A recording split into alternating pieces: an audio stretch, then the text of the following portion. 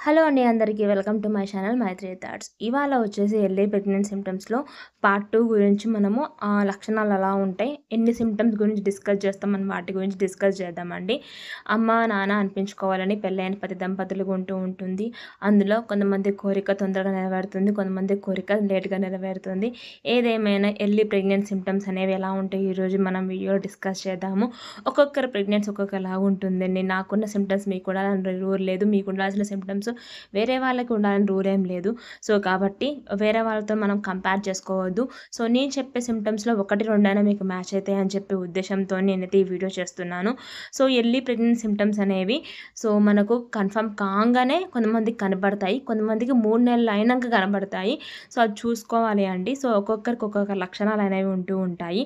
So గర్భవతులు అయినప్పటికీ ఈ మధ్యలో ప్రెగ్నెన్సీ అనేది చాలా డెలికేట్గా ఉంటుంది. సో కాబట్టి చాలా జాగ్రత్తగా ఉండాలి. సో అమ్మ అనిపించుకోవడం దేవుడిచ్చిన వరం అండి. ఆ వరాన్ని మీరు జాగ్రత్తగా కాపాడుకోవాలి. ఈ సిమ్టమ్స్లో మీకు ఏదైనా మ్యాచ్ అయితే కామెంట్ చేయండి. సో ఇంకా మనం ఆలస్యం లేకుండా వీడియోలోకి అయితే వెళ్ళిపోదాం. మొదటిసారి మన ఛానల్ని ఎవరైనా చూసిన వాళ్ళైతే ఈ వీడియోకి ఒక లైక్ చేయండి, అలాగే నా ఛానల్ సబ్స్క్రైబ్ చేసుకోండి. పక్కన ఉన్న బెల్ ఐకాన్ ప్రెస్ చేసినట్లయితే నెక్స్ట్ వీడియో అప్లోడ్ చేసినప్పుడు నోటిఫికేషన్స్ మీ మొబైల్కి వస్తాయి అనమాట. ఇంకా ఆలస్యం లేకుండా ఈ సిమ్టమ్స్లో ఫస్ట్ సిమ్టమ్ చూద్దాం ఈరోజు చెప్పే సిమ్టమ్స్లో. అండ్ లాస్ట్ వీక్ నేను 10 సిమ్టమ్స్ చెప్పాను, ఆ సిమ్టమ్స్ కూడా చెక్ చేసుకోండి. సో మొత్తం ఈ 30-40 సిమ్టమ్స్ ఉంటాయండి. అన్నీ ఒక్కటేసారి చెప్తే మీకు బోర్ కొడుతుంది, వీడియో లెంత్ ఎక్కువ అయిపోతుంది అని చెప్పేసి నేను ఎవ్రీ వీక్ 10 సిమ్టమ్స్ అనేది షేర్ చేస్తున్నాను. ఈరోజు 10 సిమ్టమ్స్లో ఫస్ట్ సిమ్టమ్ వచ్చేసి డైజెషన్ ప్రాబ్లం అండి. అరగకపోవడము. అసలే ప్రెగ్నెన్సీలో చాలామందికి వామిటింగ్స్ అవ్వడం వల్ల ఏమీ తినరు. సో తిన్నా కూడా అది కడుపులో ఉండకపోవడం అండి, అసలు అరగకపోవడం అనేది అవుతూ ఉంటుంది. అందరికీ సిమ్టమ్ ఉండాలని రూల్ ఏం లేదు. సో కొంతమందికి ఎలా ఉంటుందంటే తిన్నట్టు గొంతులనే ఉండడం, కడుపులో ఉన్నట్టు ఉండడము, అది వామిటింగ్ రూపంలో బయటికి రావడం, మళ్ళీ వాటర్ తాగినా కూడా అది బయటికి రావడము. సో తిన్న ఏ చిన్న ఫుడ్ క్వాంటిటీ కూడా అది కడుపులోనే అలానే ఉండడం, అరగకపోవడం అలాంటివన్నీ అవుతూ ఉంటాయండి. సో డైజెషన్ ప్రాబ్లం అనేది ప్రెగ్నెన్సీలో కనిపిస్తూనే ఉంటుంది. అండ్ ఇవాళ చెప్పుకుంటున్న సిమ్టమ్స్లో సెకండ్ సిమ్టమ్ వచ్చేసి స్మెల్ అనమాట. వాసన పడకపోవడము. మనం నార్మల్గా ఉన్నప్పుడు మనకు మంచిగా నచ్చే స్మెల్సే. నార్మల్గా మనం దాదాపు కిచెన్లో ఉంటూ ఉంటాం, సోప్ స్మెల్స్ ఉంటాయి, పోపులు చేస్తూ ఉంటాం, పుదీనా కొత్తిమీర గిల్లుతూ ఉంటాం. అవన్నీ స్మెల్ నార్మల్గా ఉన్నప్పుడు బాగానే ఉంటుంది. కానీ ప్రెగ్నెన్సీలో, అందులోనే ఎర్లీ ప్రెగ్నెన్సీ సిమ్టమ్స్లో ఈ స్మెల్స్ అనేవి అస్సలు పడవండి. పోపు చేసిన స్మెల్ కానీ, పుదీనా స్మెల్ కానీ, జింజర్ గార్లిక్ స్మెల్ కానీ, అలాగే సోప్స్ స్మెల్ కానీ, లిక్విడ్ స్మెల్స్ కానీ అస్సలు పడవు. అసలు ఆ కిచెన్ వైపుకే వెళ్ళబుద్ధి కాదు. ఈవెన్ బాత్రూంలో ఫ్రెషనర్స్ ఉన్నా, అలాగే హార్పిక్ ఇలాంటి స్మెల్స్ కూడా పడవన్నమాట. అసలు ఆ స్మెల్ వికారంగా అనిపించి వామిటింగ్స్ రావడం ఇలాంటివన్నీ కూడా ఎర్లీ ప్రెగ్నెన్సీ సిమ్టంలో ఒక సిమ్టమే అనమాట. ప్రెగ్నెన్సీలో స్మెల్ అనేది కూడా ఒక ఎర్లీ ప్రెగ్నెన్సీ సిమ్టంలో స్మెల్ అనేది కూడా ఒక సిమ్టమే. స్మెల్ పడకపోవడము. కొన్ని పర్టికులర్గా వస్తువులు ఉంటాయండి, మెయిన్గా పోపు చేయకపోవడము, సోప్స్ అలాగే లిక్విడ్స్ ఇలాంటి స్మెల్స్ అనేవి పడకపోవడం కూడా సిమ్టమే. అండ్ ఈరోజు చెప్పుకుంటున్న టాప్ 10 సిమ్టమ్స్లో థర్డ్ సిమ్టమ్ వచ్చేసి మలబద్ధకం అనండి. కాన్స్టిట్యూషన్ అనేది వస్తూ ఉంటుంది ప్రెగ్నెన్సీలో. ఇది ఎర్లీ ప్రెగ్నెన్సీలో నుంచి మొదలుకొని 9th మంత్ వరకు కొంతమందికి ఉంటుంది, కొంతమందికి మధ్యలోనే తగ్గిపోతుంది, కానీ కొంతమందికి 9 months వరకు ఉంటుంది. సో మోషన్ అనేది చాలా ప్రాబ్లం అవుతూ ఉంటుంది, నొక్కుతూ ఉంటాము, కడుపు నుంచి నొక్కడం వల్ల కడుపులో నొప్పి, అలాగే బ్యాక్ పెయిన్. సో మోషన్ మనం ఎందుకు సరిగ్గా ఫుడ్ తీసుకోము, ఎందుకంటే వామిటింగ్స్ అయ్యే వాళ్ళకి ఇది బాగా తెలుస్తూ ఉంటుంది. ఏ ఫుడ్ తిన్నా వామిటింగ్ రూపంలో బయటికి వెళ్ళిపోతూ ఉంటుంది. కడుపులో ఏం లేనప్పుడు మోషన్ రూపంలో ఏది వస్తుందండి, ఏది రాదు కదా. సో మలబద్ధకం అనేది ఉంటూ ఉంటుంది. సో దీనికోసం అని చెప్పి మనం మంచిగా ఫైబర్ ఫుడ్ అనేది తీసుకోవాలి. ప్రెగ్నెన్సీలో ఆకుకూరలు, స్వీట్ కార్న్, మంచిగా ఎగ్, పాలు ఇవన్నీ తీసుకుంటూ ఉండాలి. సో అఫ్కోర్స్ వామిటింగ్స్ ఉన్న వాళ్ళు ఇవన్నీ ఎంత తీసుకున్నా అది వామిటింగ్ రూపంలో బయటికి వెళ్ళిపోతూ ఉంటుంది, కానీ వెళ్తూనే ఉంటుంది, బేబీకి చేరుతూనే ఉంటుంది. కాబట్టి మీరైతే ఎక్కువ మోతాదులో క్వాంటిటీలో కొంచెంగా ఫుడ్ అనేది తీసుకుంటూ ఉండాలి. సో ఈ మలబద్ధకం అనేది ఎక్కువగా ఉండడం వల్ల డాక్టర్స్ కొన్ని టానిక్స్ ఇస్తారు, ఆ టానిక్ తాగడం వల్ల కొంచెం తగ్గిపోతుంది. సో మీరు ఏదైనా గైనిక్ని సంప్రదించాల్సిందే. సొంత నిర్ణయాలు మాత్రం, అలాగే ఒంటింటి చిట్కాలు మాత్రం అస్సలు పాటించవద్దు. సో మలబద్ధకం కూడా ఒక ఎర్లీ ప్రెగ్నెన్సీ సిమ్టమే. అండ్ ఇవాళ చెప్పుకుంటున్న సిమ్టమ్స్లో మెయిన్ సిమ్టమ్ ఇంకొకటి వచ్చేసి రొమ్ము కలర్ మారడం అనమాట. నిపుల్ కలర్ చేంజ్ అవుతూ ఉంటుంది. సో ఎర్లీ ప్రెగ్నెన్సీ సిమ్టమ్స్లో ఇది ఒకటి. మామూలుగా మనకు హార్మోన్ ఇన్బ్యాలెన్స్ అవ్వడము ఎర్లీ ప్రెగ్నెన్సీ సిమ్టంలో.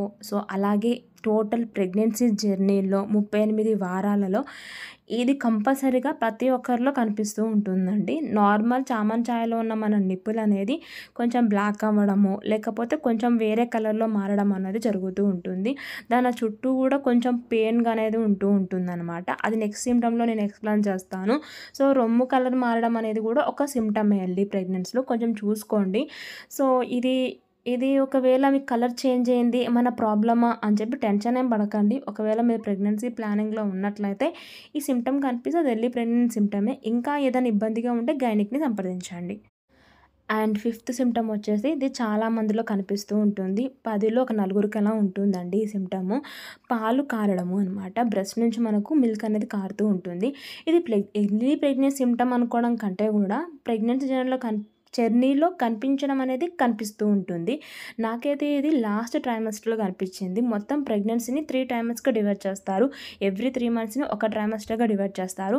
ఇది నాకు థర్డ్ ట్రైమస్టర్ 8థ్ మంత్‌లో కనిపించింది. విపరీతంగా బ్రెస్ట్ నుంచి పాలైతే కారడం అయితే జరిగిందనమాట. అది అప్పుడు కొంచెం పెయిన్‌గా కూడా ఉంటుంది.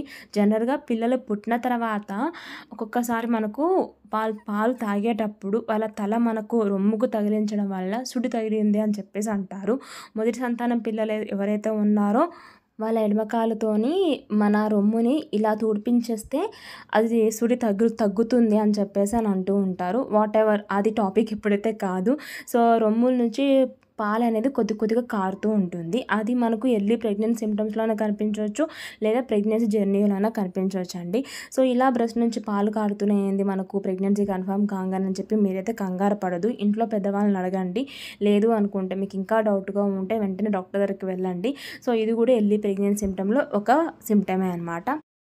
దాదాపుగా మనకు పీరియడ్స్ వచ్చే ముందు సిమ్టమ్స్, అలాగే ఎర్లీ ప్రెగ్నెన్సీ సిమ్టమ్స్ ఒకేలాగా ఉంటూ ఉంటాయండి.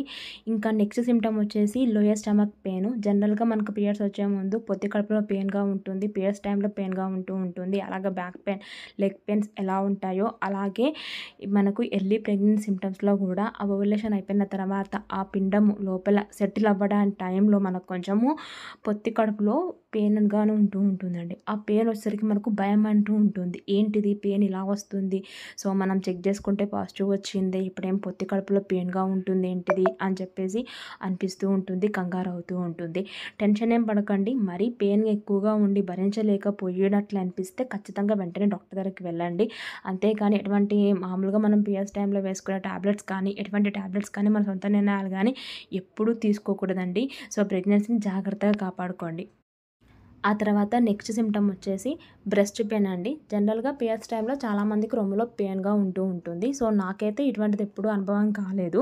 సో, చాలామంది దగ్గర నుంచి నేనైతే విన్నాను. సో, బ్రెస్ట్ పెయిన్ ఉంటుంది పీరియడ్స్ వచ్చే ముందు. పీరియడ్స్‌లో కొంచెం హార్మోన్ ఇంబాలెన్స్ వల్ల పెయిన్స్ వస్తూ ఉంటాయని చెప్పేసి అంటూ ఉంటారు. అదేవిధంగా ఎర్లీ ప్రెగ్నెన్సీ సిమ్టమ్స్‌లో కూడా రొమ్ములో కొంచెం కాస్త పెయిన్‌గా ఉంటూ ఉంటుంది. అది మరీ భరించరానంతగా ఏముండదు. కానీ మనకు తేడా తెలుస్తూ ఉంటుంది. సో, అది కూడా ఎర్లీ ప్రెగ్నెన్సీ సిమ్టమే. సో, అది కొంచెం మీరు చెక్ చేసుకుంటూ ఉండండి.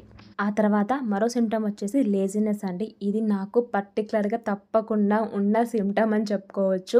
సో, ఎంత బద్ధకంగా ఉంటుందంటే ఒళ్ళు. సో, ఒక్క చిన్న పని కూడా చేయలేము. సో, మనం సెకండ్ ప్రెగ్నెన్సీగా ఉన్నామనుకోండి, ఫస్ట్ ప్రెగ్నెన్సీ పిల్లలు ఉంటారు కదా! వాళ్ళు మన దగ్గరకు వచ్చి మమ్మీ అని మాట్లాడినా, మన హస్బెండ్స్ వచ్చి పలకరించినా కూడా అంత వాళ్ళు ఏం పనులు చెప్పినా కూడా చేయలేమనమాట. అంత బద్ధకంగా ఉంటూ ఉంటుంది. ఒక చిన్న పని చేసుకోగానే కూర్చుండిపోతాం. పండుకోవాలనిపిస్తూ ఉంటుంది. నీరసంగా ఉంటూ ఉంటుంది. సో, మెయిన్‌గా చెప్పాలి అంటే లేజినెస్. సో, మనం పుట్టింటికెళ్తే ఎంత లేజీగా ఎలా పండుకుంటామో ఎర్లీ ప్రెగ్నెన్సీ సిమ్టమ్‌లో ఇది కూడా ఒక సిమ్టమే అనమాట. చాలా లేజినెస్, ఒళ్ళు బద్ధకంగా ఉండడం అనమాట. సో, బేసికల్‌గా చేత కాకపోవడము, ఈ బద్ధకంగా ఉండడము ఇవన్నీ కూడా దీనికి సంబంధించిన సిమ్టమ్సే. నెక్స్ట్ సిమ్టమ్ వచ్చేసి విపరీతంగా ఆవలింతలు రావడం అండి. జనరల్‌గా మనకు నిద్రొచ్చే ముందు ఎలా ఆవలింతలు వస్తూ ఉంటాయో, ఈ ఎర్లీ ప్రెగ్నెన్సీ సిమ్టమ్స్‌లో కూడా మాటికి నిమిషానికి ఆవలింతలు అనేది విపరీతంగా వస్తూ ఉంటాయి. మన ఇంట్లో పెద్దవాళ్ళు ఉన్నట్లయితే వాళ్ళేమనుకుంటారంటే, అమ్మాయికి ఏమైనా దిష్టి తగిలిందేమో, సో, అందుకే ఆవలింతలు బాగా వస్తున్నట్టున్నాయి అని అనుకుంటూ ఉంటారు. కానీ మనకు ప్రెగ్నెన్సీ కన్ఫర్మ్ అయినంక ఎర్లీ ప్రెగ్నెన్సీలో 1 మంత్ లోపల ఈ ఆవలింతలు అనేవి చాలా అనేవి విపరీతంగా వస్తూ ఉంటాయి. మాటికి వస్తూ ఉంటాయి. అండ్ మీరు ఇంకోటి అబ్జర్వ్ చేసినట్లయితే మీ కన్ను ఏదో ఒకటి లెఫ్ట్ అన్నా, రైట్ అన్నా ఏదో ఒక కన్ను కొట్టుకుంటూ ఉంటుంది. మిటమిట అని కొట్టుకుంటూ ఉంటుంది. సో, అది కూడా ఇందులో సిమ్టమ్స్లో ఒక భాగమే ఎర్లీ ప్రెగ్నెన్సీ సిమ్టమే. సో విపరీతంగా ఆవలింత వచ్చాయనుకోండి, సో అది కూడా ఒక సిమ్టమ్ అని చెప్పుకోవచ్చు. అండ్ ఫైనల్లీ మనం చెప్పుకుంటున్న ఈరోజు ఎర్లీ ప్రెగ్నెన్సీ సిమ్టమ్స్ పార్ట్ 2లో 10th సిమ్టమ్ వచ్చేసి చిరాకు పడడం అనమాట. సో ఎవరు ఏది మాట్లాడినా, పలకరించినా, ఈవెన్ పక్కన వాళ్ళు టీవీ చూస్తున్నా కూడా మనకే చిరాకులేస్తూ ఉంటుంది. సో ఏ పని చేయబుద్ధి కాదు. ఎవరైనా మన దగ్గరకు వచ్చి, మన పిల్లలు మన దగ్గరకు వచ్చి మమ్మీ అనే లోపల చిరాకులేస్తుంది. మన హస్బెండ్ ఆప్యాయంగా మాట్లాడుతున్నా కూడా చిరాకులేస్తూ ఉంటుంది. సో ఇది కూడా ఒక సిమ్టమేనండి, చూసుకోండి. చాలా లేజీనెస్గా, చిరాకు పడడం, బద్ధకంగా ఉండడం, ఇవన్నీ కూడా ఎర్లీ ప్రెగ్నెన్సీ సిమ్టమ్సే. సో ఇది ఇలా ఉంటుంది, నాకు ఇలా చిరాకు పడుతున్నానండి, ఇది కాదు కదా నా స్వభావం, ఇలా అవుతుంది ఏంది అని మీరు అనుకోకండి. సో మనకున్న వామిటింగ్స్ వల్లనో, ఆకలి లేకపోవడం వలనో, నిద్ర రావడం వలనో, నిద్ర సరిపోకపోవడం వలనో ఇలా చిరాకు అనేది వస్తూ ఉంటుంది. ఇది కూడా ఎర్లీ ప్రెగ్నెన్సీ సిమ్టమే. సో ఫ్రెండ్స్, ఇదండి ఇవాల్టి video, early pregnancy symptoms part 2. So అందరి ప్రెగ్నెన్సీ ఒకేలాగా ఉండాలని రూల్ ఏం లేదండి. కొంతమందికి ఎటువంటి సిమ్టమ్స్ ఉండవు, వాళ్ళ ప్రెగ్నెన్సీ అనేది హాయిగా సాఫీగా జరుగుతుంది. కొంతమందికి ప్రెగ్నెన్సీలో చాలా అవకతవకలు ఉంటూ ఉంటాయి, అవి చూసుకుంటూ ఉండండి. సో మీరు ప్రెగ్నెంట్ ఉన్నట్లయితే ఈ 10 సిమ్టమ్స్, లాస్ట్ వీక్ డిస్కస్ చేసిన 10 సిమ్టమ్స్లో ఏ 1-2 మీకు ట్రాలీ అవుతాయనే ఉద్దేశంతో ఈ యూస్ఫుల్ వీడియో అయితే చేస్తున్నానండి. ఈ వీడియో కనుక మీకు నచ్చినట్లయితే ఒక లైక్ చేయండి, అలాగే సబ్స్క్రైబ్ చేసుకోండి. పక్కనున్న బెల్ ఐకాన్ని ప్రెస్ చేసినట్లయితే నెక్స్ట్ వీడియో అప్లోడ్ చేసినప్పుడు నోటిఫికేషన్స్ మీ మొబైల్కి వస్తాయి. నెక్స్ట్ వీక్ మరొక సిమ్టమ్స్తోని, మరొక పార్ట్ 3తోని మళ్ళీ మేము ముందుకు వస్తాను. నేను కలుస్తాను మరొక మంచి వీడియో షార్ట్. అంతవరకు థ్యాంక్ యూ, బాయ్.